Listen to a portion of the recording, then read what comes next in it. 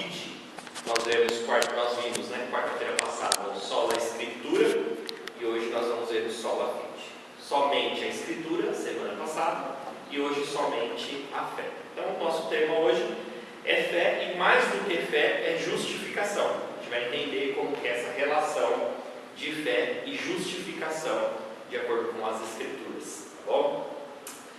Um panorama rápido para a gente lembrar, que a gente falou bastante de história, mas eu não quero ficar pegando para a gente também não postergar para ir direto para a fé, né?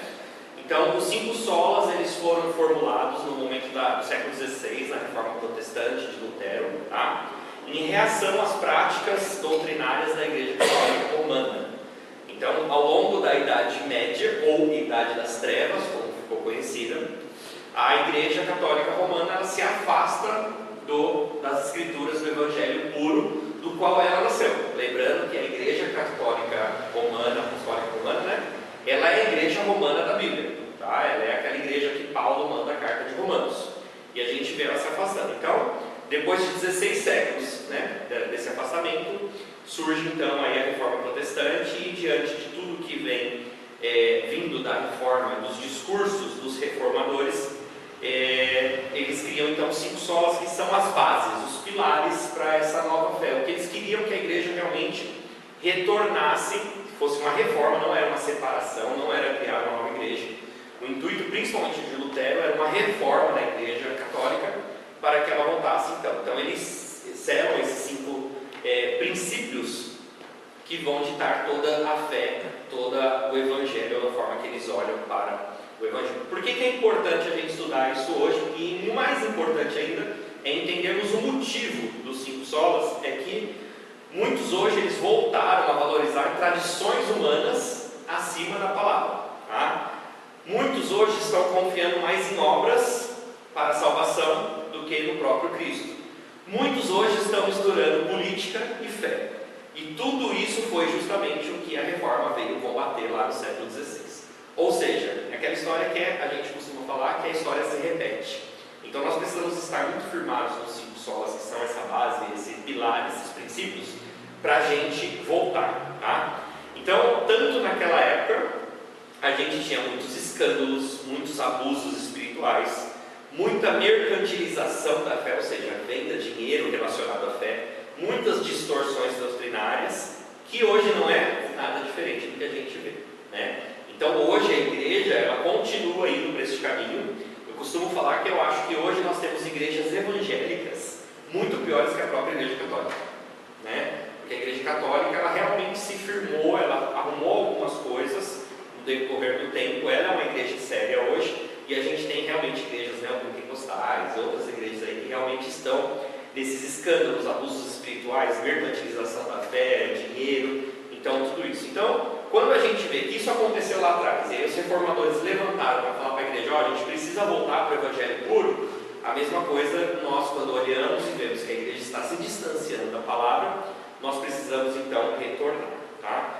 Então, nesse cenário, os 5 solas, eles não são apenas uma lembrança histórica, mas um chamado urgente à santidade, à fidelidade e à reforma constante. E aí a gente tem aquela frase bonita que fala: igreja reformada, sempre se reformando segundo a palavra de Deus, tá? E aí tem ela bonitinha em latim, né? Que é Ecclesia reformata, sempre reformanda segundo o verbum Dei, né? Então é uma frase que foi dita e escrita desde a época da reforma, onde nós temos que mostrar para nós que não é mudar a igreja. Essa frase não quer dizer que a gente precisa trazer coisa nova para a igreja, mas sim voltar para a origem, para a base dela. Então a gente tem que sempre se reformar, quando nós estamos nos afastando, tá? Então, estudar os 5 solas é como voltar ao mapa original da igreja. A solução não é inventar algo novo, mas voltar ao que é eterno e puro, que é o Evangelho de Cristo.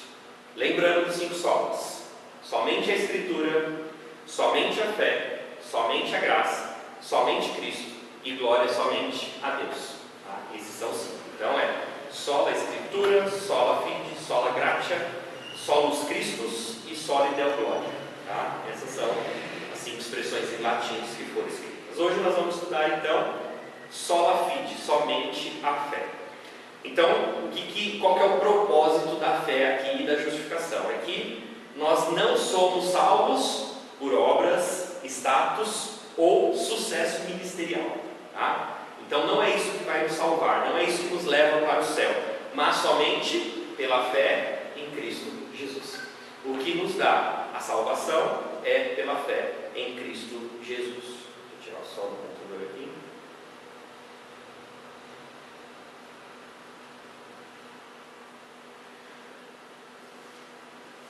Então a gente vai combater, esse estudo ele combate diretamente a teologia do mérito, a ideia de que podemos comprar bênçãos, de que podemos de alguma maneira contribuir com a nossa salvação. Lembrando que sempre que a gente olha para os 5 solas, ele está muito voltado para a salvação, para a soteriologia, que é o processo da salvação, e para a glória ao nosso Deus. Tá? Então vamos entender o que é esse sola fide, somente a fé, para o nosso dia. Então, o que é sola fide? Sola fide, somente a fé, ensina que a justificação diante de Deus, ou seja, você ser justificado a Deus. O que é ser justificado perante Deus? É você chegar perante Deus, diante de um julgamento, onde Deus é o juiz, Ele vai olhar a sua vida e Ele vai falar assim: você é culpado, e todos nós somos culpados. Por quê? Porque todos nós descumprimos a lei de Deus e todos nós caímos em pecado. Nós já nascemos em pecado, durante a nossa vida nós continuamos em pecado. Então ele ensina que diante de Deus nós somos justificados, ou seja, alguém entra na nossa frente, que é o nosso advogado, que é Cristo, e ele fala assim: não, esta pessoa, o Samuel, ele não vai para o inferno, mesmo sendo culpado, porque eu paguei o preço, eu já cumpri a pena dele, ele está justificado, ele me dá uma justificativa para que eu possa ir para o céu. Tá? E ele vai falar que essa justificativa que nós temos que ter, que é a obra de Cristo, que somente quem pode dar essa justificativa é Jesus, ela só ocorre pela fé em Cristo. Então eu preciso crer em Cristo para depois eu receber a justificação dele. Somos salvos por Cristo Jesus, pela fé que nós temos Ele. E isso é sem qualquer mérito ou obra humana. Não existe nenhuma colaboração minha como ser humano na minha salvação. Não existe nenhuma obra que eu possa fazer para que colabore para a salvação. Tá? E aí a gente precisa começar a entender que nós não fazemos obra para sermos salvos, mas porque somos salvos. Então, já que eu sou salvo, já que Cristo me justificou, já que eu tenho a salvação, eu vou responder essa salvação com amor e vou executar obras. Mas ela não traz mérito para a minha salvação. Sola fide, irmãos, foi o principal ponto de ruptura entre a Reforma e a Igreja Católica medieval. Por quê? Porque naquela época, o pilar principal da Igreja Católica era a fé mais obras. Então eles falavam que você precisava ter obras para ser salvo, você precisava pagar indulgências para ser salvo, você precisava fazer coisas para ser salvo. Existia até a questão do autoflagelo. Então quando você cometia pecado, você precisava se bater para que o seu pecado fosse perdoado. Existe até hoje a questão da penitência na Igreja Católica, onde você vai lá com o padre, você confessa os seus pecados e ele fala: reze tantas Ave Marias, tantos Pai Nosso. Então isso é o quê? Eu estou colaborando de alguma maneira para que eu seja salvo. Ou seja, eu preciso fazer alguma coisa para não perder a minha salvação. E aí a Reforma e os solos vai dizer ao você: não, você não precisa de nada, você precisa somente de fé. O que você precisa para ir para o céu? Fé. Mas eu sou um pecador. Sim, você e todos nós. Mas você vai para o céu se você tiver fé, mesmo sendo pecador. Tá? Quando a gente olha o maior exemplo, o ladrão na cruz, nós temos 2 ladrões, um de cada lado de Jesus Cristo. Um vai para o céu e um vai para o inferno. O que vai para o céu, que expressa as palavras, que fala que Jesus não é merecedor, que pede para Jesus lembrar dele do paraíso, ele mostrou fé, mas ele não teve obras, ele não teve tempo para executar obras, ele morreu ali. Então ele teve a conversão dele, como a gente costuma falar, no leito de morte dele, mas ele creu. Crer é o requisito para sermos salvos. Então Martinho Lutero acabou chamando o sola fide de o artigo pelo qual a igreja permanece ou cai. Então esse é se a gente for destacar os 5 solas, qual que é o mais importante, a gente vai dizer que é esse. Então, ou isso vai permanecer, deixar a igreja forte, ou ele vai derrubar a igreja. Porque a gente precisa saber o porquê nós estamos aqui. Nós não podemos estar na igreja por medo. Mas se eu não for na igreja, eu vou para o inferno. Se eu não for para a igreja, Deus vai ficar bravo comigo. Nossa, eu pequei e agora Deus vai me castigar. Tem muitas pessoas vivendo assim, que vivem com medo de errar. Só que nós vamos errar a todo momento. Então isso falta um entendimento muito grande da graça e da justificação de Deus. Tá? Para a gente definir um pouquinho, conforme os nossos documentos oficiais, na Confissão de Fé de Westminster vai falar assim: a fé assim recebida e descansada em Cristo e em sua justiça é o único instrumento da justificação. Ou seja, o único instrumento da justificação, de sermos justificados perante Deus, mesmo sendo pecadores, é a fé em Cristo Jesus. No breve catecismo vai dizer lá na pergunta 33, o que é justificação? E a resposta: justificação é um ato da livre graça de Deus, no qual Ele perdoa todos os nossos pecados e nos aceita como justos diante dEle, somente por causa da justificação de Cristo, imputada a nós e recebida somente pela fé. Ou seja, nós somos justificados pela livre vontade de Deus. Deus quis me justificar, não existe um motivo. E isso é muito importante, nós entendermos que não precisa ter um motivo. Porque se a gente busca um motivo, a gente começa a colocar quem é mais importante, quem faz mais. Então por que eu tenho um motivo? Será que ele gostou de mim? Será que ele tem orgulho porque eu venho na igreja toda quarta? Porque eu venho na segunda? Então a gente começa a achar que a gente de alguma maneira está colaborando. E é muito engraçado, porque na teoria, eu tenho certeza que todos os irmãos aqui concordam comigo, mas no cotidiano parece que às vezes a gente quer ajudar Jesus de alguma maneira. A gente começa a fazer as coisas para que a gente possa colaborar com Deus de alguma maneira, né? Então a gente precisa entender que é um ato livre de Deus. Deus quis e acabou. Não temos nada em nós que justifique. Você não tem nada em você que justifique o ato de Deus ter te justificado, ter te salvado. Não existe, tá? E aí nesse ato livre dele, que ele quis, ele te perdoa de todos os pecados e ele aceita como justos diante de Deus somente por causa da obra dele. Então ele te aceita como santo, como puro. Por que nós somos santos? Não é porque a gente é bom, mas é porque Jesus Cristo morreu por nós, tá? Vamos ler alguns textos e entender os textos que falam sobre isso, tá? Primeiro, Romanos 3, 28. Se alguém achar, pode ler para nós, para vocês participarem. Romanos 3, 28. Concluímos, pois, que o homem é justificado pela fé, independentemente das obras da lei. Olha lá, que versículo lindo lá, já que nos fala exatamente o que nós estamos falando.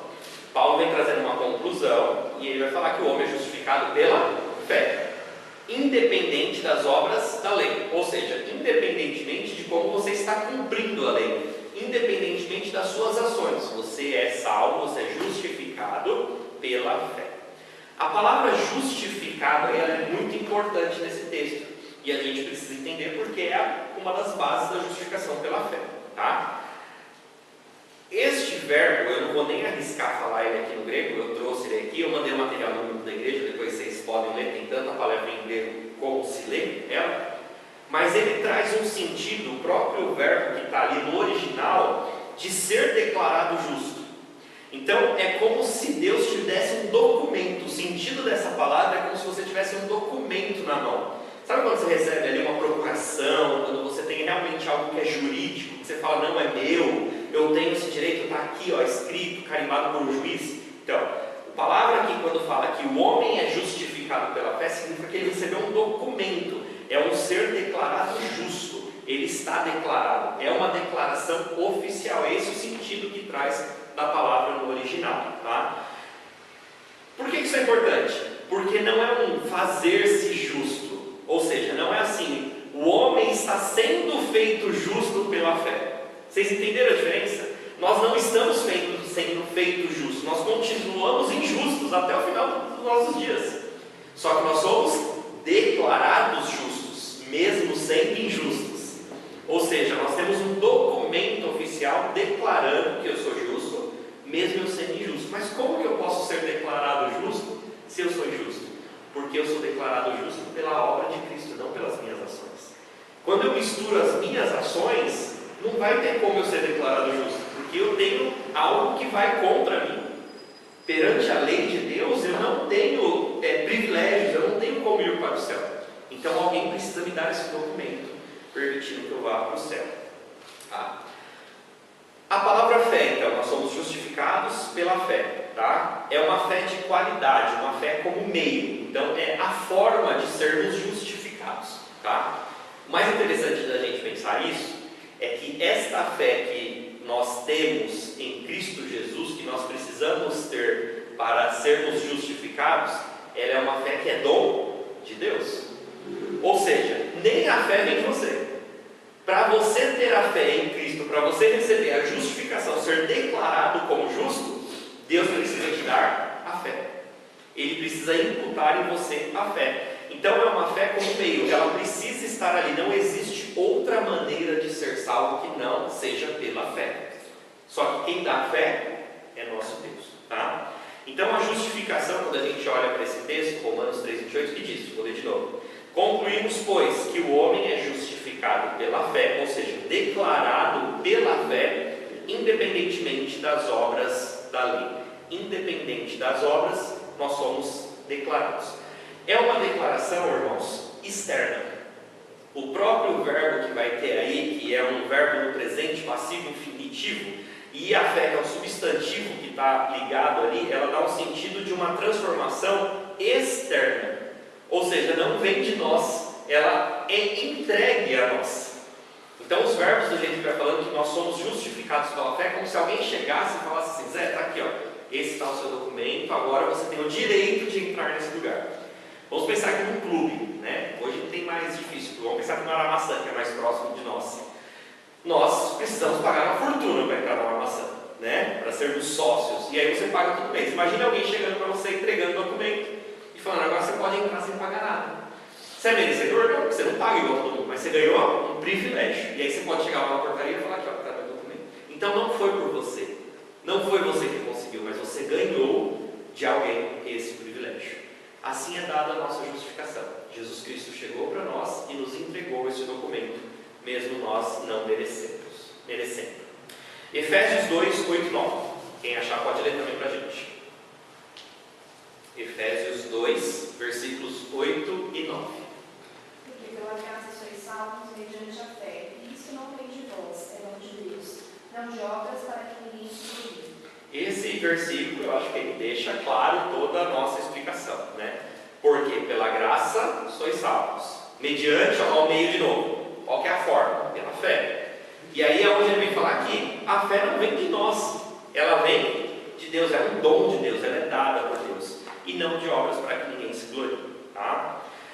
Então, essa palavra salvos, vamos ver as principais palavras desse texto de novo. A palavra salvos, ela está no mesmo tempo de Romanos que a gente leu, e ela vai trazer um sentido aqui de tendo sido salvos, ou seja, já que vocês são salvos, não é uma coisa de vocês serão salvos, vocês estão sendo salvos, vocês já foram salvos. Tá? É esse o sentido que traz no verbo, ou seja, é onde a gente vê que é uma ação completa, não é uma ação em processo. Você não está em processo de salvação, você está em processo de santificação, mas a sua salvação já está completa, ela já está carimbada, você já tem um documento. Agora você está no processo de santificação. O que é esse processo de santificação? É se parecer mais com Cristo, é errar menos, é melhorar cada vez mais as suas ações, os seus pensamentos, a sua postura. Então, com o estudar da palavra, com a comunhão com os irmãos, com a frequência na igreja, a gente vai se cobrando a mudar as nossas posturas, porque nós vamos aprendendo e Deus vai falando conosco. Isso é o processo de santificação. Quando a gente vê Deus no texto bíblico falando sobre salvação, sobre justificação, já aconteceu, já está completo, já está perfeito, já está pronto, já está finalizado. Você não precisa fazer nada. Não é um documento, como a gente vê muito aí, que a gente faz, até a Thalita faz na igreja, né? Mandei, estou esperando. A gente esperou no AVCB aí, demorou rápido, foi muito rápido, né? Nem dá para falar que demorou, né? Mas o bombeiro vem aqui 2 semanas depois. Não é isso, a gente não está esperando na volta de Cristo selar esse documento.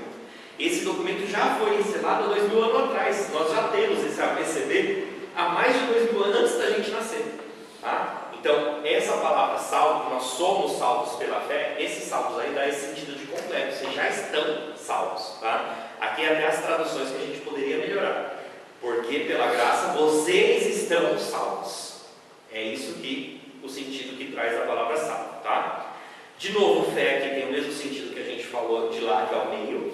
E aí vai falar que isso não vem de vós, isso não é seu. Essa fé não é sua, isso é dom de Deus. E aí, aqui é onde está a palavrinha que a gente vai conversar bastante. Que às vezes a gente acha assim, mas está tão claro para nós, né? A fé é dom de Deus. Só que esse dom aqui, quando a gente vai para o grego e também no português, dá na mesma, né? E olha que eu nem sou bom de português, viu, gente? É um substantivo neutro. Se a gente falar isso hoje, que eles estão querendo acabar com o neutro de todo jeito, né? Fazer a linguagem lá do eles, é uma coisa horrível, né? Aí vai ficar mais complexo ainda para a gente entender. Então, quando a gente está falando que esse é um substantivo neutro, a gente entende que o dom de Deus, ele é tanto a salvação. Por que é dom? É algo que é dado para nós, né? Então Deus dá o dom do ensino, da pregação, da liderança, do louvor, da administração. Esse dom é dado por Deus. Então o dom é algo que te dá. O dom, a palavra dom que está no neutro, ela está relacionada. E aí a gente pensa lá, lembra na aula de português, lá da escola mesmo. Ao salvos. Então a salvação é um dom de Deus que já foi te dada. E a fé também é um dom de Deus. Então a fé não é mérito humano, ela é um dom gratuito de Deus. Aí que está o problema. Quando a gente vai conversar com nossos amigos arminianos, como que eles podem pegar esse texto e falar assim, não, a fé é nossa, a fé é responsabilidade do homem, Deus dá a salvação para todo aquele que quiser, mas nós temos que responder com fé, e a fé é uma responsabilidade do homem. Como que eles entendem isso? A grande questão é que, como eu falei para vocês, o dom está no substantivo neutro. A fé é feminino. E a graça é masculino. E aí eles entendem que o substantivo neutro só pode estar relacionado a um verbo no masculino. E aí eles excluem a fé porque eles falam assim, não, o dom não pode estar relacionado à fé porque a fé é feminino e o dom é neutro. Olha que coisa que eles fazem, né? Quando a gente sabe que quando a gente usa o neutro, ele funciona tanto para homem quanto para mulher. O neutro é exatamente para isso. Então, quando a gente fala aqui, né, os homens, ou não, deixa eu ver um exemplo melhor. Boa noite a todos, não significa que eu estou falando boa noite a todos os homens, mas é boa noite a todas as pessoas. Apesar que a gente está vendo o costume das pessoas falarem isso agora. Mas o neutro, ele já serve para isso, ele já engloba tanto masculino quanto feminino.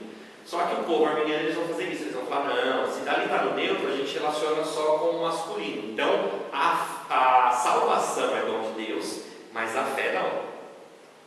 E a fé é responsabilidade do ser humano. Então, vocês veem que eles têm uma justificativa. É uma justificativa deles. Tá? Então, por isso que eles vão falar que a fé é responsabilidade do ser humano. E os católicos? Os católicos vão pela mesma linha, que a fé é responsabilidade do ser humano. Tá? Mas baseado Na mesma explicação do verbo, isso mesmo. Tá? A gente precisaria dar um estudo muito grande e procurar um professor de português para nos ajudar se existe alguma regra, talvez, aí por trás, né? Mas, pelo que eu sempre conheci, o neutro ele serve para os dois. Né? Ele já é neutro exatamente por isso. Né? Até quando a gente conjuga verbo, né? Exatamente por isso. Tá? Então, eles vão usar essa justificativa da questão, e olha como é importante a questão da gente entender, né? O que é feminino, masculino, vai para o texto original para trazer a explicação. Então, eles vão entender que a graça é um dom de Deus, mas a fé é a resposta humana a esta graça. Então, é o homem que tem que ter essa fé. Então, Deus ele concede graça suficiente para que todos possam crer, mas a fé é gerada pelo livre-arbítrio humano. Então, eles vão acreditar que o homem tem a capacidade de ter fé em Deus. E aí o homem coopera aceitando ou rejeitando essa graça. Então, o ser humano ele tem o poder de aceitar ou rejeitar a graça de Deus. Tá? Nós não acreditamos nisso. Nós vamos pelo entendimento que realmente o dom ali é tanto a graça quanto a fé é dada por Deus, tá?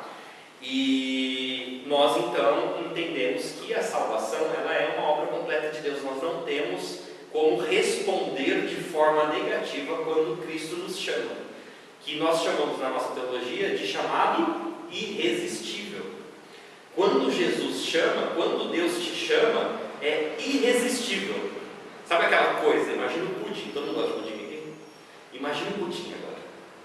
E aí alguém fala assim, você quer um pedaço? Não é irresistível? A gente aceita, a gente come um pedacinho, né? Eu fui lá na Armênia agora e o Adenauer ele fez banana frita para mim. Ele falou que a comida é mineira. Isso mesmo, salgadinho, assim, parece um salgadinho, ela estava sequinha, nossa, mas eu comi tanto. E ele sentou com um pote desse tamanho do meu lado assim, foi eu e ele conversando e comendo, né? Irresistível. Irresistível. É isso, quando Deus chama para a gente não consegue falar não, porque o ser humano ele fica maravilhado com aquilo. E por que nós entendemos? Nós não entendemos que nós somos instrumento para pregar o Evangelho. Nós temos que fazer a obra de Deus. A igreja foi o instrumento escolhido por Deus para pregar o Evangelho e alcançar os salvos. Só que nós sabemos que quem salva é o Espírito Santo. Ou seja, eu chego para uma pessoa na rua e prego o Evangelho. Se o Espírito Santo não agir nela, ela não vai mudar nada a sua vida. Para ela, eu só atrapalhei o tempo dela, só incomodei ela. E às vezes essa mesma pessoa, 10 anos depois, pegou um panfleto na rua, igreja de evangelismo, leu um versículo e aquilo transformou a vida dela. Por quê? O Espírito Santo agiu nela. Então, na hora que Deus chama, é irresistível. Então nós não concordamos com esse pensamento católico, armeniano, de que nós podemos, de alguma maneira, recusar o chamado de Deus.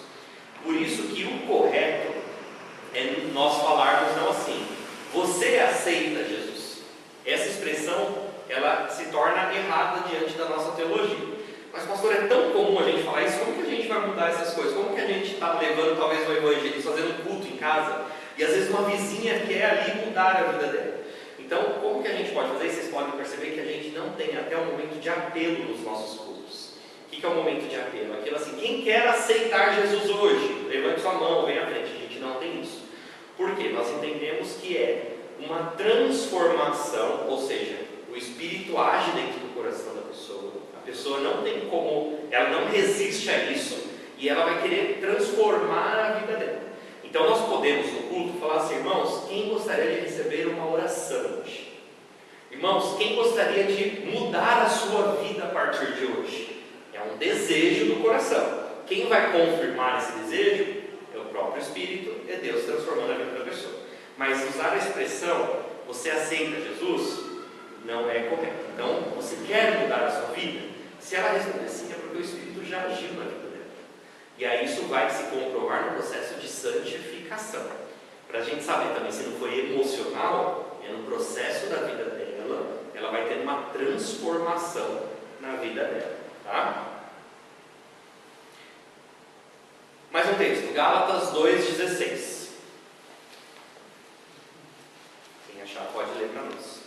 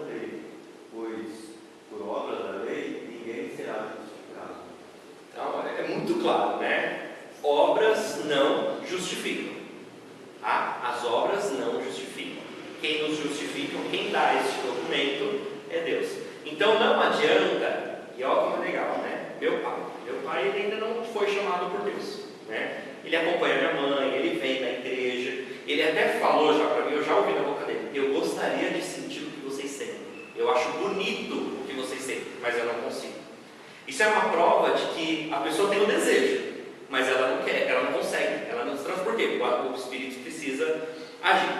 Mas quando a gente entra num quesito de inferno com ele fala assim, mas por que eu seria mandado para o inferno? Eu sou uma boa pessoa, eu não roubo, eu não mato, eu não faço mal com outras pessoas. Então você vê que começa a entrar o mérito das suas ações para o que vale para o céu ou não. E não é isso que vale para nós. Não adianta você ser uma boa pessoa aqui, porque o que nos salva é Cristo Jesus. É Jesus Cristo que salva. Então quando a gente entende que não é a sua postura, não é a sua ação, mas é Cristo que salva, todo o Evangelho se transforma muito mais importante na nossa vida. A vida de igreja, a vida de Evangelho, a pregação se torna mais importante, porque é por Cristo que eu sou salvo. Então não é pelas minhas obras, não é pelo que eu faço, não é porque eu sou bonzinho, não é só porque eu sou legal. Não, é porque Cristo me salvou. É Cristo o destaque, é Cristo a pessoa principal. Não sou eu, não é os homens. E aí a gente começa a mudar toda a teologia que a gente está ouvindo por aí. Quem que é o centro do culto? É Cristo. Quem que é o centro da minha vida? É Cristo. Nunca sou eu, porque eu não sou capaz de fazer nada. Filipenses 3:9.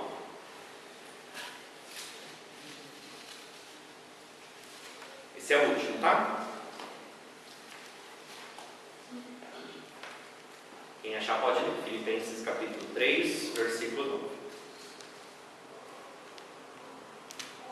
Ser achado nele, não tendo justiça própria, procede do meio, senão o que é mediante a fé em Cristo. A justiça que procede de Deus é baseada na fé. Olha lá que legal. Então a gente está vendo aqui que não há uma justiça dentro de nós. Então se a gente for aprofundado no nosso coração, Deus ele é tão perfeito, né, que a gente estudou os 10 mandamentos. Quando a gente estuda os 10 mandamentos, a gente vê que a gente falha em todos os 10 da lei de Deus. Ou seja, a gente está pecando, a gente está errando diariamente de muitas maneiras.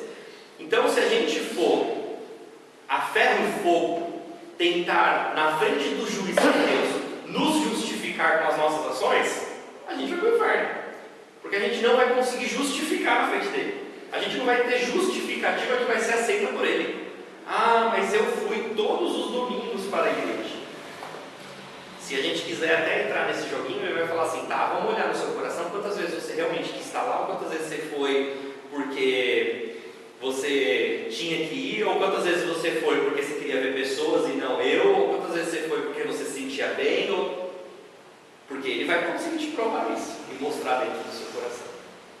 Então se a gente tentasse justificar, se um dia a gente chegasse nesse julgamento e dependesse de obras para a gente mostrar para Deus, a gente não conseguiria. Então essa justiça que está aparecendo aqui, que ele fala que a gente não tem uma justiça, mas que essa justiça vem mediante a fé em Cristo, é uma justiça que é imputada, que é dada a nós. Então a gente precisa entender que nós nunca conseguimos colaborar com a justificação. Nós não temos uma justificação que seja aceita ou plausível para Deus. Por isso que nós precisamos receber essa justificação. Tá?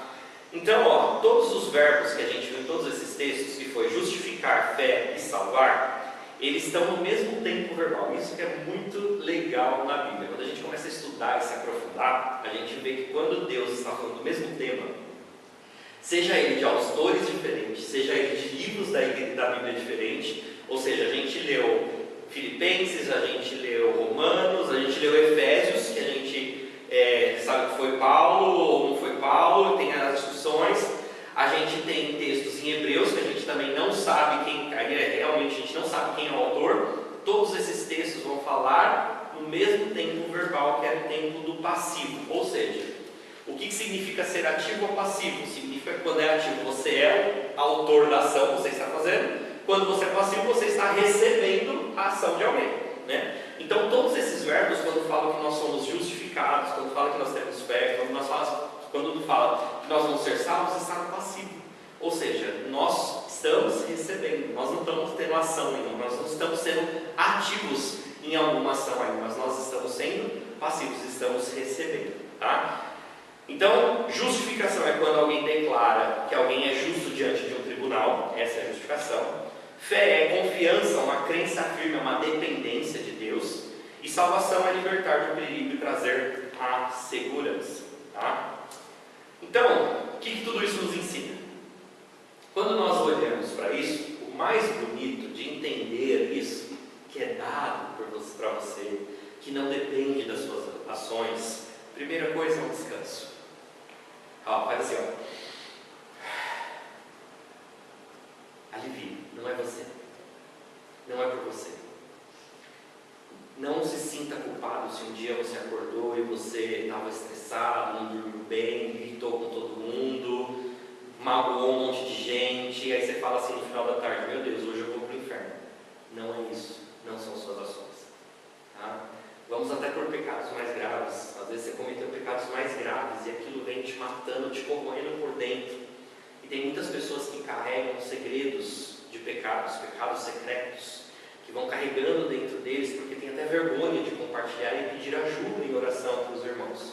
E isso vai maltratando a pessoa, porque a pessoa não se sente digna de receber a sua salvação. Então, quando a gente entende isso de coração, a gente descansa. Primeira coisa que somente a fé nos traz, sola fide, é descanso. A sua salvação não depende do seu esforço. A sua salvação não depende do que você está fazendo.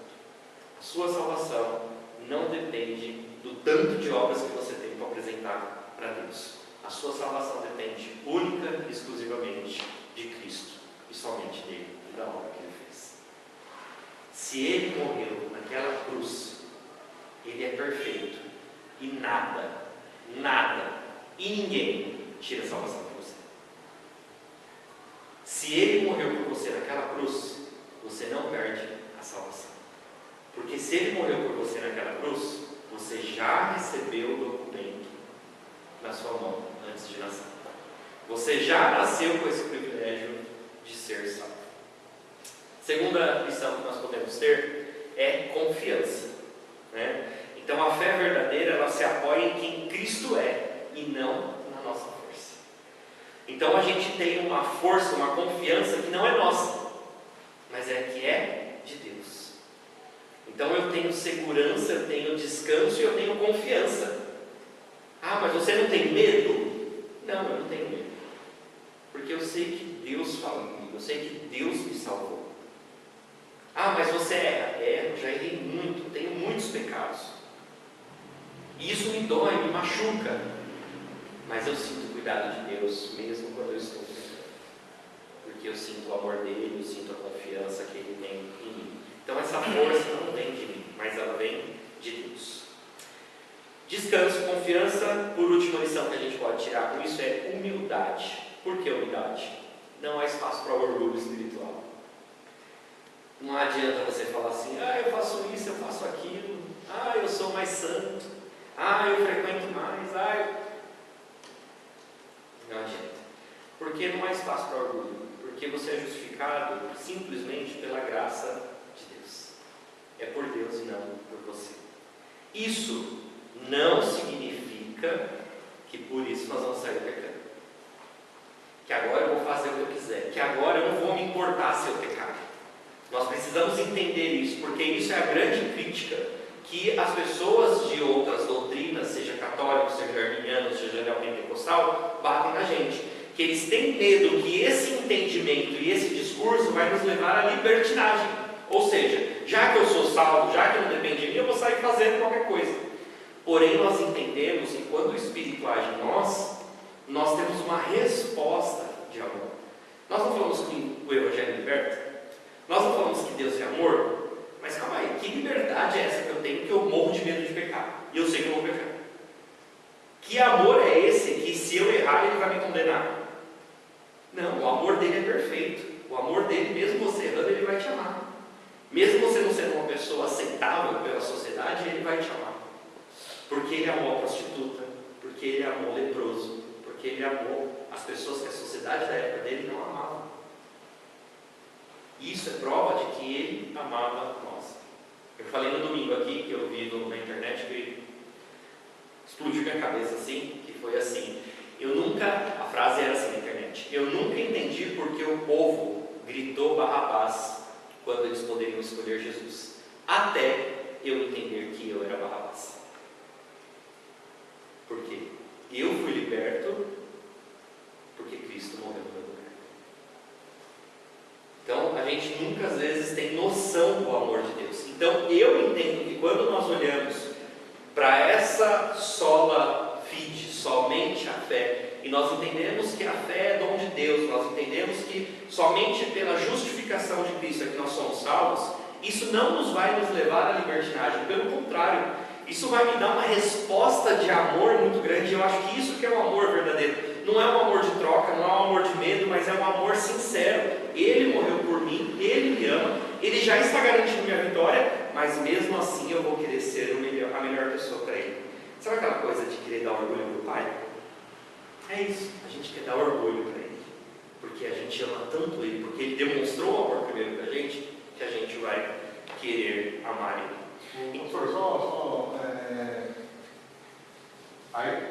nós podemos entender também que a combinação dos 5 solas, né, eu não posso isolar um e entender somente esse um como base. É uma alicerce, são 5 que dá base, né, para um verdadeiro cristão. Exatamente, Né? porque se você coloca o pilar só, o telhado, né? Exatamente. Ou seja, é a combinação dos 5 solas, né, que vai estruturar para, de fato, para ser um verdadeiro, demonstrar que é um verdadeiro cristão, que vai, né?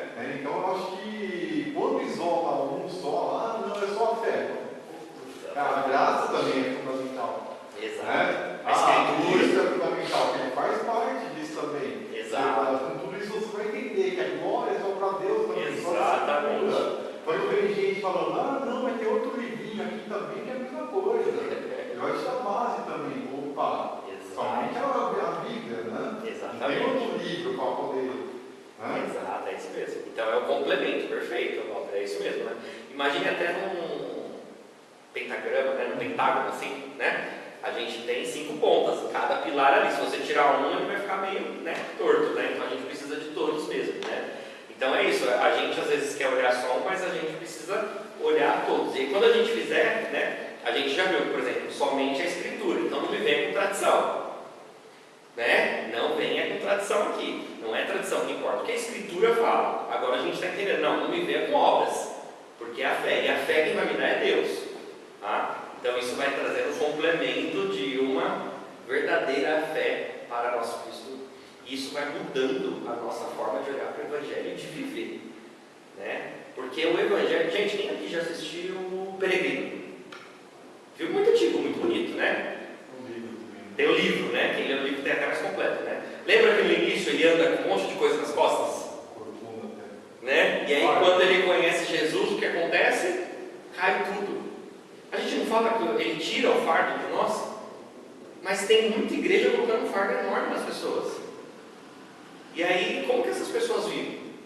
E eu já conversei com pessoas dessas igrejas, que já vieram para a nossa igreja, que muitas vezes falam assim, eu vivia com medo, eu vivia morrendo de medo, porque eu sabia do que eu era capaz de fazer. E aí a pessoa às vezes errava, e quando errava, ela passava, às vezes, sabe aquela coisa de depressão mesmo? Porque ela falava assim, meu Deus, e agora? Como que eu não respondi de forma correta ao meu Deus? Como que eu não obedeci a Ele? Será que Ele vai me castigar? E vive com medo de Deus trazer castigo. É uma pessoa que vive com medo de Deus trazer castigo, né? É sobre a segurança do cristão e não sobre o não salvo, tá? Então a gente precisa entender que todos esses textos e também quando a gente fala somente pela fé, o foco aqui é o salvo. Ele está falando sobre a segurança do cristão. Porque na nossa cabeça já começa a querer questionar o outro lado. Mas e quem não recebe o dom da fé? Né? Então isso é outra coisa. O que eu quero dizer é que somente a fé, sola fide, é um foco para quem é cristão, para quem é salvo. Então 5 solas, eles são voltados para quem é de Jesus Cristo. Não é para as pessoas de fora. Tá? Aí a gente vai ter outros estudos para fazer, para entender essa dupla predestinação que nós chamamos, e a predestinação para a morte e perdição eterna. Tá? Mas não tem nada a ver com o solo. O solo ele é muito voltado para a igreja e para as pessoas da igreja. Você pergunta? E como tirar a relação do homem em relação à fé, quando a fé vem pelo ouvir a palavra e a nossa responsabilidade é a pregação? Isso é muito legal. Vamos pensar assim. Deus, ele não muda, né? Então ele esquematizou todo o processo de salvação desde a eternidade, tá? Então no processo da eternidade, ele já determinou que para pagar pecado tinha que ser derramamento de sangue de pessoas puras, ou animais puros e perfeitos. Então essa era a única maneira. A partir do momento que ele instaura a igreja, ele fala: a igreja é o instrumento para a pregação do evangelho, através da Bíblia. Tá? Então agora eu não falo mais como eu falei com os profetas, mas eu deixo para vocês a Bíblia para que vocês possam pregar. A fé vem pelo ouvir as Escrituras, a pregação fiel da Bíblia. Não é para ouvir a minha experiência, não é para ouvir pela minha vida. Não que isso não seja bom, nós podemos conversar e falar: como Jesus mudou a minha vida. Jesus, isso é bom. Mas a fé vai vir mediante ouvir a palavra. Foi isso que Deus determinou. Tá?